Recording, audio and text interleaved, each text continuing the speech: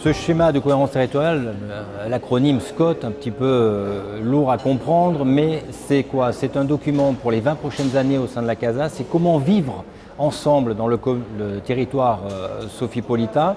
avec le plan de déplacement et de mobilité qui est très important, un plan climat, air, énergie, c'est-à-dire comment se déplacer tout en respectant l'environnement, la pollution de l'air, en faisant les trajets travail-domicile, en pensant à l'environnement, sachant que la CASA, c'est effectivement 87% du territoire qui est protégé. Chaque commune en moyenne de la CASA, c'est 50% de son territoire, donc il faut penser à demain. Et le but de cette concertation, de cette révision du schéma de cohérence territoriale, qui est un des premiers de France, valant plan climat, air, énergie et plan de déplacement et mobilité, c'est justement d'associer toute la population, les 180 000 habitants de la CASA, par une consultation numérique, par des enquêtes sur le terrain, par la présence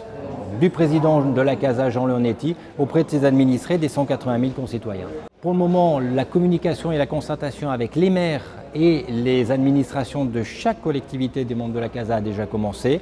Dès que nous aurons terminé le diagnostic, la concertation commencera réellement avec la population sur le milieu d'année 2022. Sachez déjà que les adresses mail et les points de contact CASA 2040 sont déjà disponibles et en ligne pour les premières personnes qui ont envie déjà de poser des questions et de s'investir dans cette révision du schéma de cohérence territoriale.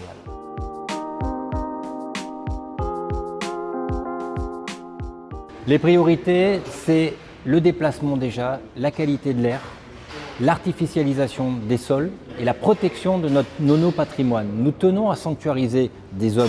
vertes aujourd'hui, développer du développement agricole et puis après, développement effectivement des modes doux, développer le covoiturage, développer le bus BHNS à haute économie d'énergie importante. Aujourd'hui, on va avoir, la métropole dans quelques années va amener le tram quasiment à Cagnes-sur-Mer, donc aux premières portes de la CASA, donc justement faire ces liaisons et pour qu'on puisse vraiment tous se déplacer, vivre dans un endroit féerique qui est déjà le cas, mais le maintenir et se projeter dans les 20 prochaines années.